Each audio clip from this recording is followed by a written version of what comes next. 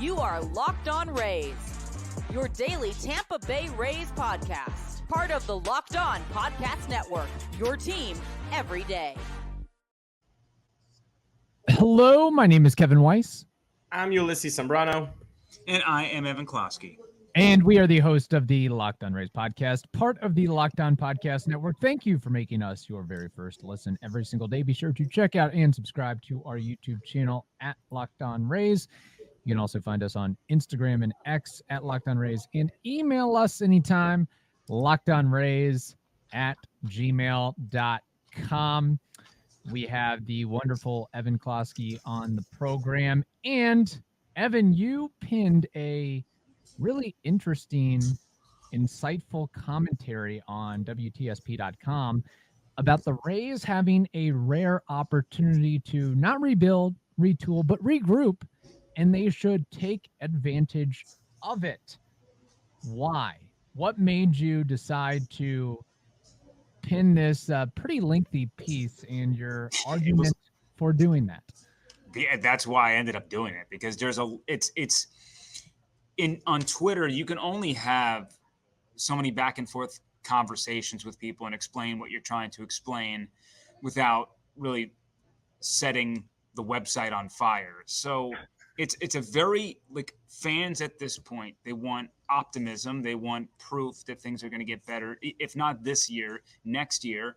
And, everyone just says sell. But selling is that can mean a myriad of things, right?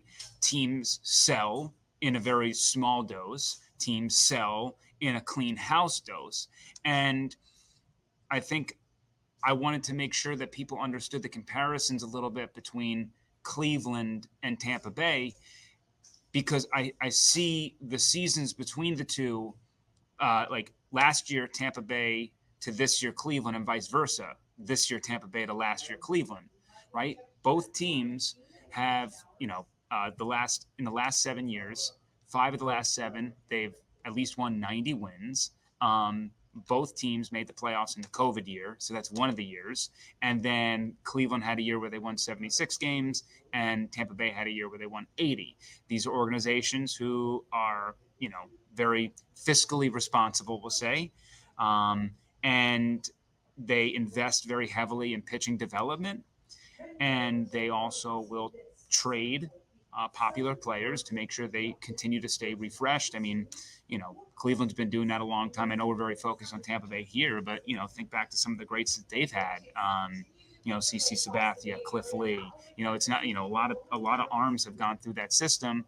And so first I wanted to draw the comparison of, look at Cleveland last year, who, by the way, has the number 1 overall pick this season on top of that. So they get like a stellar prospect, and probably one of the most prolific bats in the draft coming up. And I'm assuming they're going to take Condon out of Georgia, which is going to be an immediate boost to their team because they need it. So in having that year, they did not clean house. What did they do? They sold their best pitcher at the time, Aaron Savali. He wasn't the best pitcher on the roster to begin the year, but at that moment in time, he was the best one that they had. He was under team control. And what was their need? It was a power bat. Last year, Cleveland hit 124 home runs all year long. This year, the Rays are on pace for 123. I'm telling you, they're living mirror lives. And what happened this year? Cleveland is going to the playoffs. They're going to be a 90-something win team. They're probably going to win their division. And they didn't do anything crazy to turn it over. It's just, David Fry is having an unbelievable year. There's some people who were awful last year who are picking it up. And just things are clicking a little bit more. Their bullpen is fantastic. So, they're going to have a regression at some point, and they're going to hit a rough, bumpy patch, just like the Rays did last year in July. But I just want to remind people of that, because there are options for this team to do. And one of them is to just kind of do a small move, trading an important player to add depth at a certain position. And for them, Kyle Manzardo is he's hit a handful of doubles. He'll probably be a piece long-term for them, but it's not like he's impacting their winning right now. But the biggest distinction between Cleveland and Tampa Bay is Cleveland has Jose Ramirez and Tampa Bay does not have a superstar anymore, which I have 4 bullet points in that article. There are 4 reasons why the offense is struggling. It all connects back to a lack of homers, but well, Evan, wait, you're taking my question away, man. Oh, that was my yeah. question. Sorry. You mentioned that there are 4 big reasons why this offense has been struggling. The catcher position, Wander Franco's illegal issues, injuries, and regression. Mm-hmm. Out of these 4, what do you think can be turned around first, either by their own volition or by happenstance? And if it does change, will it be this year? Well, so 3 and 4. First off, I think 4 will be fixed over time. Whether that is this year or next year remains to be seen. But usually, as the sample sizes get larger and larger, we start getting towards where we're supposed to be. Right? In some form or fashion, the Rays were not as good. Like in 2022, the Rays were not as bad as they were. In 2023, they were not as good as they were. And then this year, they're also not as bad as they're showing again. It's just if you were to even out, you would have a pretty average offense if you had the 2022, 2023, and 2024.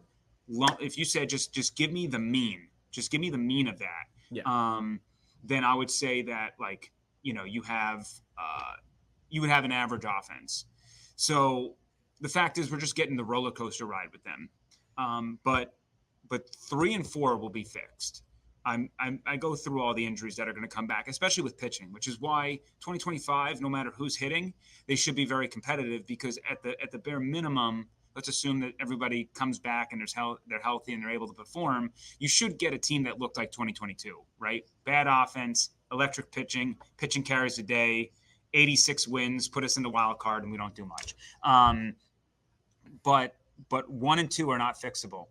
I like Keegan. I like Driscoll. They're not impact players. I think they can be good pieces defensively. I certainly think they could be better than whatever the heck we're seeing this season. I know that's not a very high bar. And by the way, I like Ben Rortvedt as a backup, not as a starter. I think Ben Rortvedt is actually really solid as your number 2.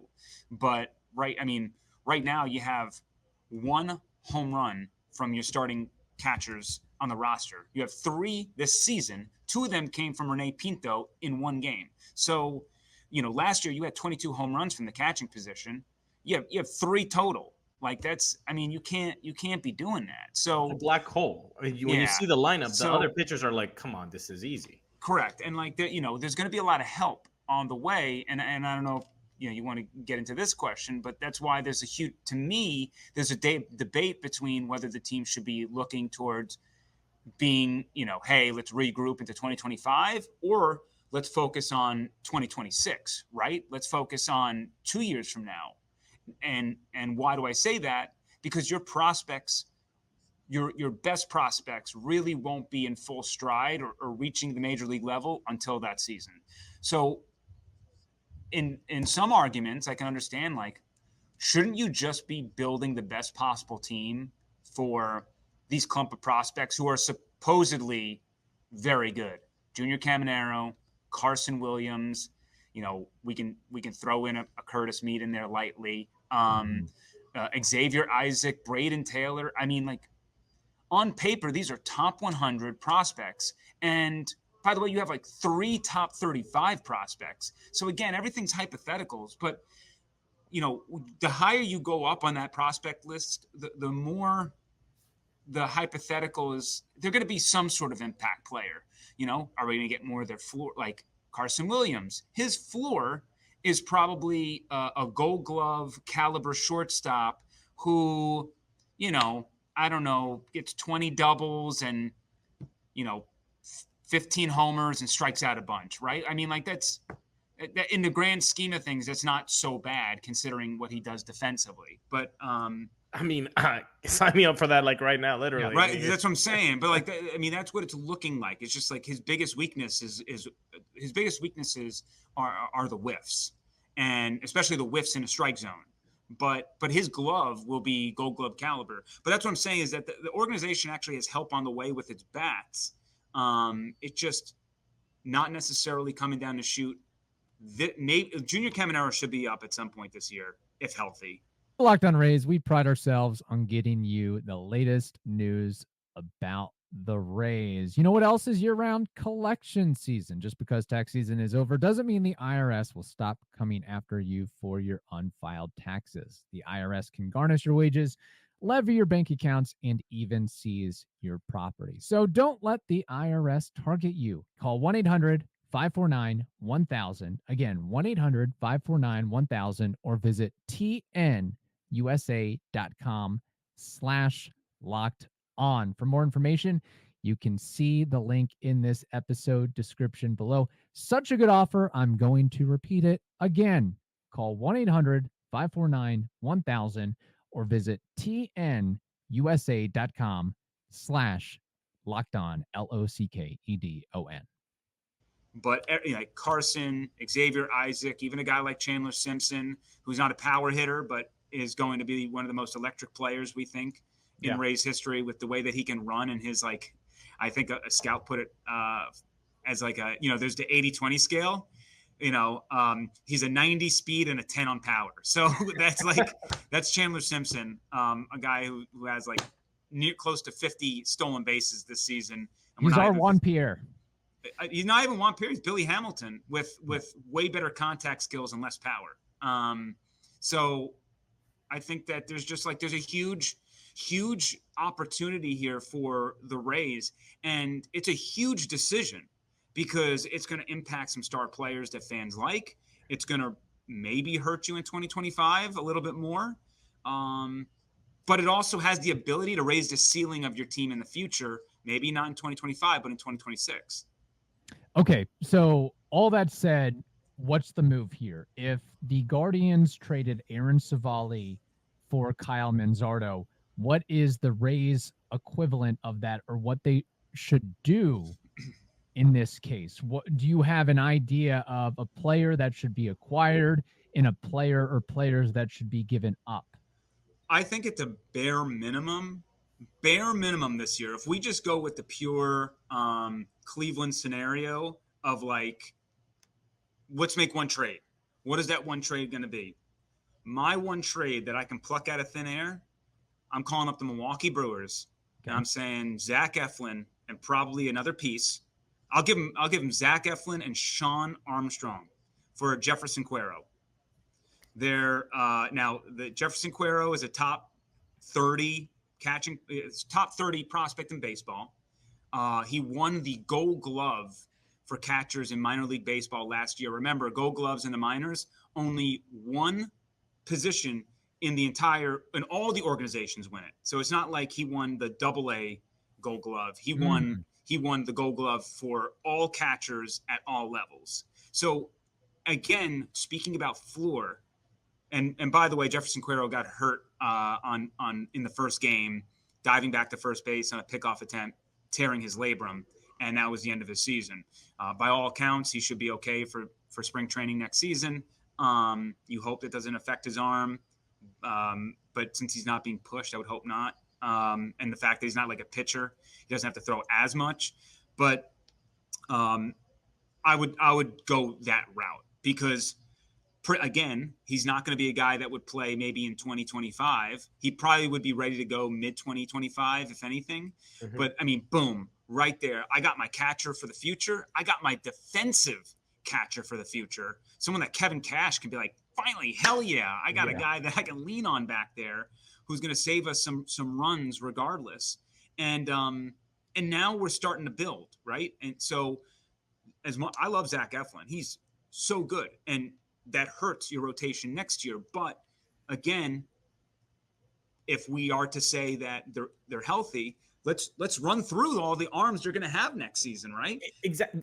There's depth there that you can definitely pick at to get something of need. Like that's what it is, right? You have something of value, and then you need to fill that with something you don't have. And right now, bro, the catching position needs to be addressed. Yeah, and one thing that you forgot, Evan and Kevin, I don't know if you know this. guess what? We got the Venezuelan bump in that guy. That is true. He is from Barquisimeto. Is that correct? Barquisimeto. Yeah, that's my favorite traveling place. Been there many a times. Yes. I'm the Brewers.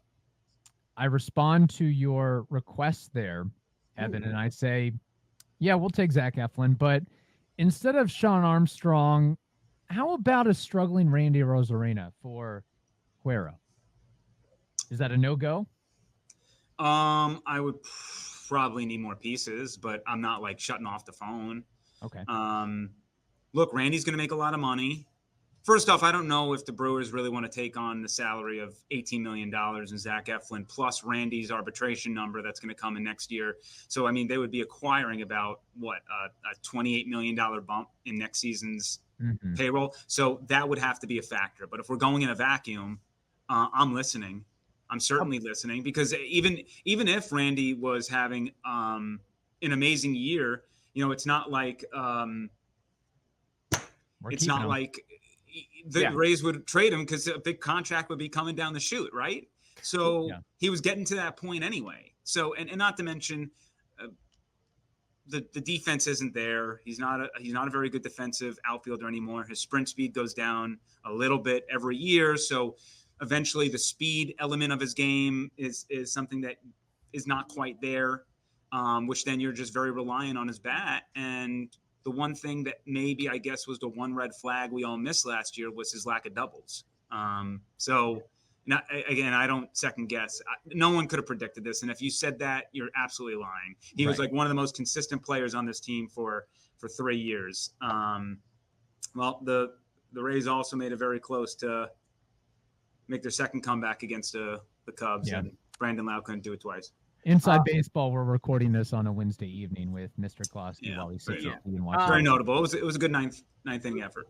Let me edit that. Let me say, hey Neander, how about this instead? Zach Eflin, one piece, fine. But how about the second piece? Hey, Devin Williams is a little bit hurt.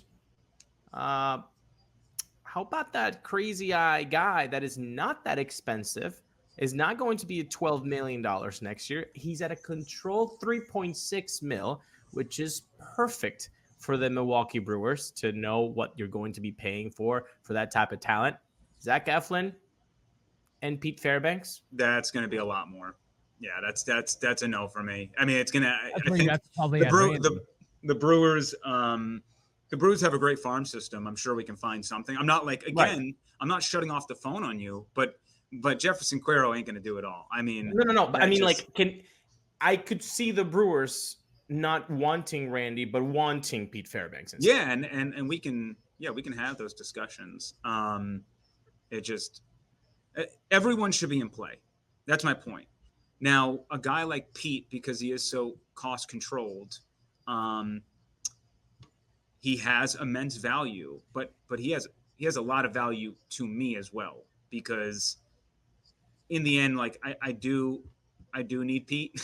Like at some point, you're kind of diminishing returns of like your bullpen for the future is now also like taking a hit. But I'm certainly not like, it's not a no. It's just, it's got to be fleshed out more. It's got to, what more are you giving me? And those are the things that, have to be discussed, right? Like, Baltimore, they can probably use a Zach Eflin. I hate dealing within a division, right? Like the Yankees should absolutely make a hero offer for Yandy.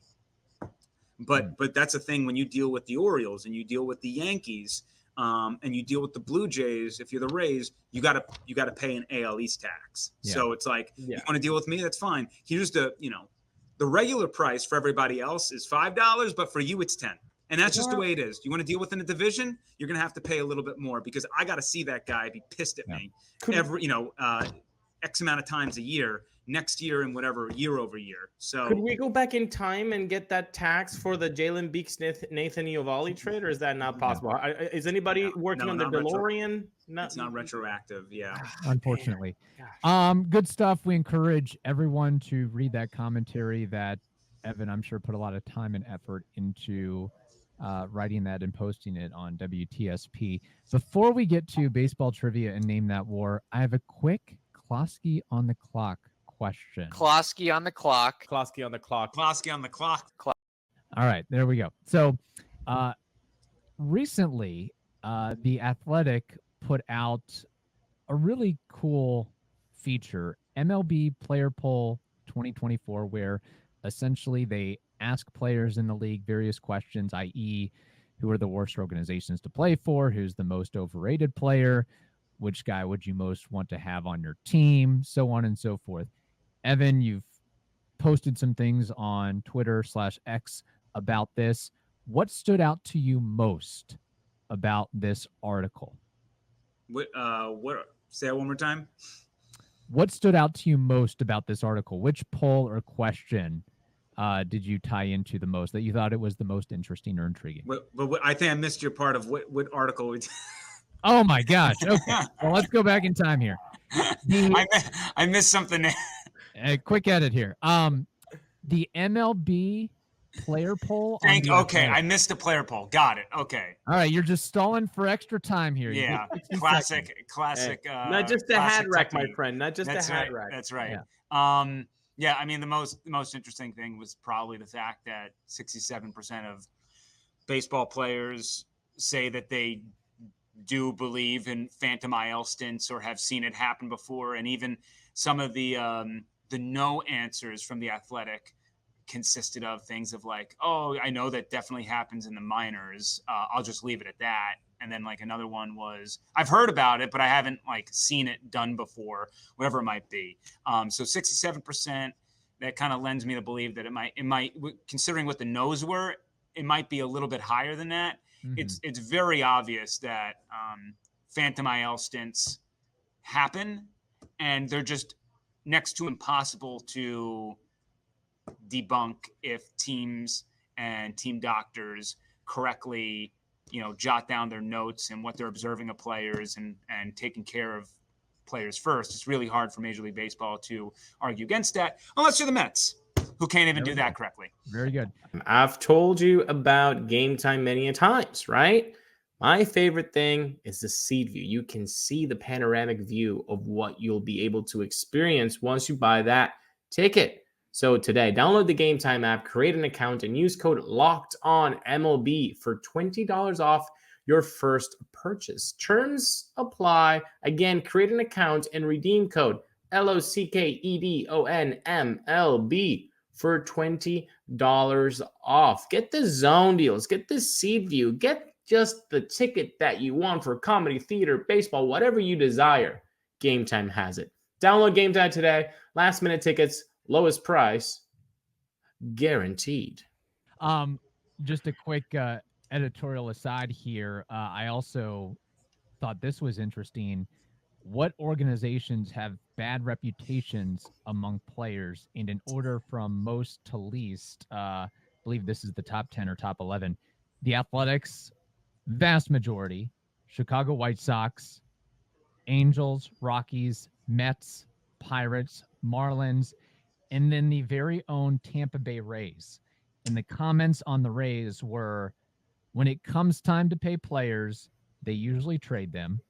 They get rid of you once you get expensive or close to it. And, quote, they're not player friendly. So no lies detected. They're not player friendly. I don't really get, right? Are they saying not player friendly because they're consistently trading you?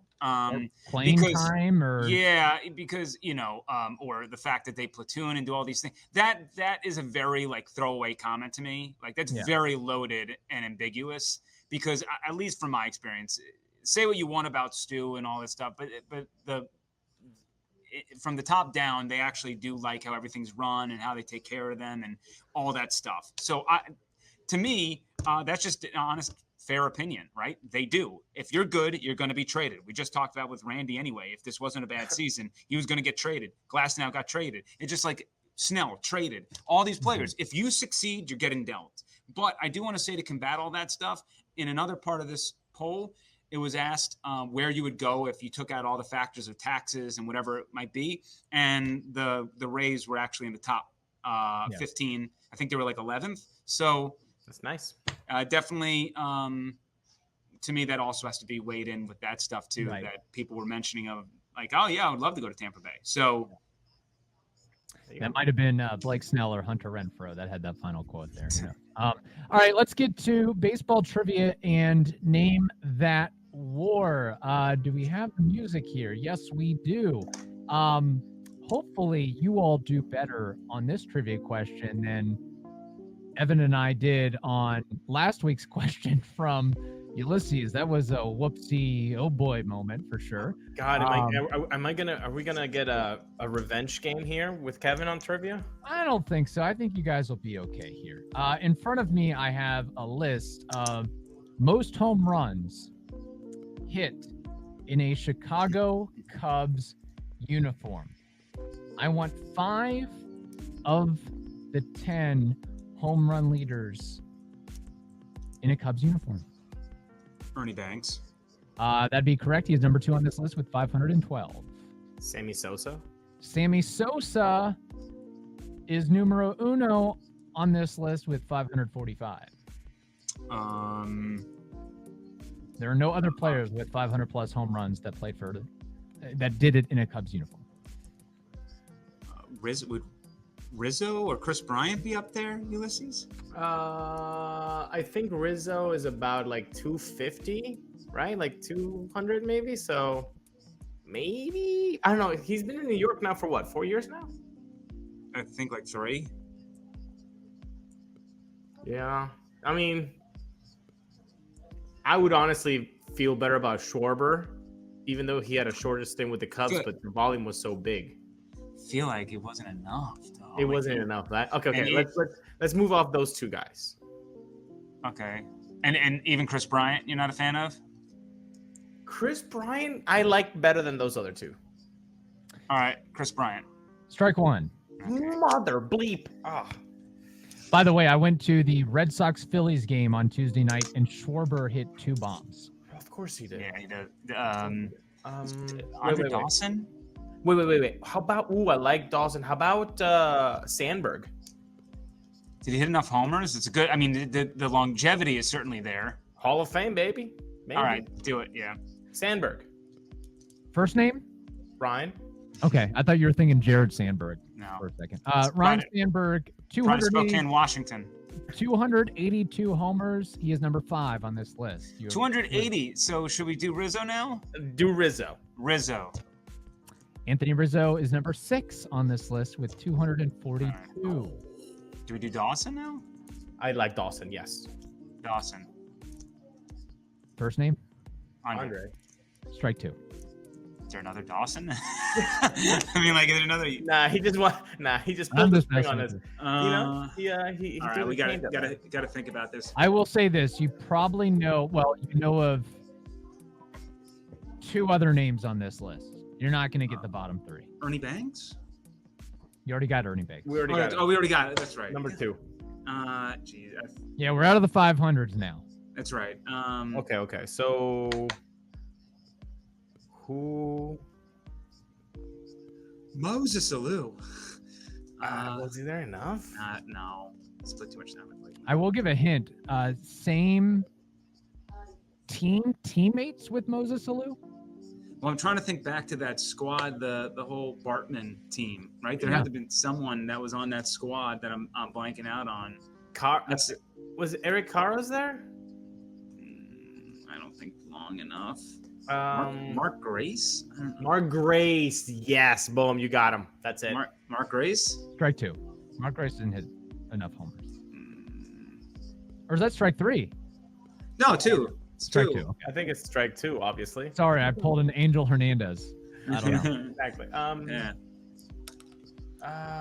God. 90s, early 2000s. You're better off just thinking of naming a teammate with Moses Alou. I'm trying to think back to that squad. What would it have been? So if he's teammates with him, then he was teammates with Sammy.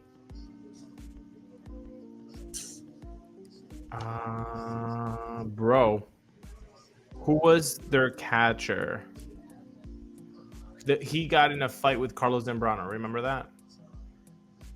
Barrett? No, he's not. He didn't. No. What I'm gonna say All is right. last hint. He played for Pittsburgh as well. He started his career with the Pirates and then went to Chicago for 9 years. It ain't Bonds. Jay Bell. Oh my god. Oh, I think of Jason Kendall, but Yeah, that's what I came up with, but no, he didn't. Brian Giles with Braves. Now I'm going into the Pittsburgh. Give me a name. Whatever. All right. Strike 3. Yeah. We already had 3 strikes. Pitch clock. Yeah, you can call pitch clock on us. Yeah. Aramis Ramirez was the guy I was thinking of. Number 7 on this list with 239. The list is Sosa, Banks, Billy Williams, Ron Santos, Sandberg, Rizzo, Ramirez, Gabby Hartnett, Bill Nicholson, and Hank Sauer. Okay. Oh man, I forgot about him. I forgot him completely. Name That War is up next, and that's when we take a player from the past and we try to guess their career WAR according to Baseball Reference, only using our Baseball Archive mind. And today's player from the past, well, he's a big dude from, let's see here, drafted by Atlanta Braves in the 5th round of the 1989 amateur draft. His name is Ryan Klesko. What is Ryan Klesko's career WAR according to Baseball Reference? Was it like a 12-year career right there? Padres legend. Yeah. 10, 12 years maybe? I think I'm going to nail this one on the head here. Hold on one second. Let me get I like the confidence. Talk it out, Kev. See, but his position brings him down, I feel like. First baseman, is that correct? Yeah. Okay. Also, while you guys are thinking, you know when his birthday is? It's June 12th, 1971, which means he's having his 53rd birthday as of time of recording on Wednesday night. Congratulations. All right, I got my number. You can go. Yeah. Well, I think he played, right there around 12, 13, 14 years. Probably a career 277 hitter. And I don't believe there was a ton of pop in his bat, but over that lifespan, I would say he was, averaging between 18 to 23 home runs. So maybe he got up to 220 home runs, probably drove in 1,000 over his career. Bottle all that up, and I got 16 career WAR. Oh, I'm a little bit more bullish than that. I'm probably in big time trouble. Don't look it up, Kev. Don't look it up. I'm going. Don't look it up. I was about to look it up. All right. I had 25.7, so Okay. I might have egg on my face. 25.7. Well, guess what? Kevin, don't look it up, Evan. I'm not looking it up. Kevin, you said 277 average? Give or take. 279. Very good. OPS of 870. OPS plus of 128. You shorted him on the home runs. 278 home runs. He was averaging around 26, and he played for 16 seasons. A one-time All-Star. My gosh, this was a great bleeping career. Evan Closky, you said 25.7. Mm-hmm. 26.7. Evan Closky from the three-pointer, baby. Let's go. Did you specify Fangraphs or Baseball Reference? Because I want to save egg on my face. Well, he said it's always Baseball Reference. I know, but I'm trying to help myself out here. I want to see if You can't do that. What they is updated. this? I can't even find it on Fangraphs. I'll go find it. But this is back to back. This is back to back weeks for me. Yeah, you're killing it. It's positive regression. Oh, I look even worse. 30.1 on Fangraphs. There you go. I lost. There you go. Well, boys, Very good. That was fun. Evan, how can people find your amazing work, which, by the way, we talked about earlier in the program? Yeah, just mandatory mini camp for the Buccaneers is wrapping up. Head to 10tampabay.com. We have you fully covered over there. I do highly suggest you take a look at the article I have for the Rays written about what the future holds and how this year can be the beautiful start of something in the future, even if this year is a wash. and why I believe it's, objectively a season they have to at least sell a little bit. Certainly not buy. But 1010bay.com. And again, you can find me at Closky, WTSP on the X. And as long as you're not a jerk, I will respond to everybody 99% of the time. I had to block someone the other day. I had to block someone. Yeah, he went below the belt. I had to block him. I don't play those games. Oh boy, yeah. You go, you take it below the belt, and you got to go. So it's just, I hate to see it. I hate to see it. It didn't have to go that way. Who is more disliked in Tampa Bay sports fandom, Alex Jackson or Randy Gregory? Oh my God! Well, at least Alex Jackson has logged. He showed up. Yeah, he logged in. At least he's clocked in. And I don't know what's going on in Randy Gregory's life. He does have a long history with personal stuff that he's battling through. But it's just very unfortunate considering that when Todd Bowles isn't necessarily covering for you in front of the microphone like he does.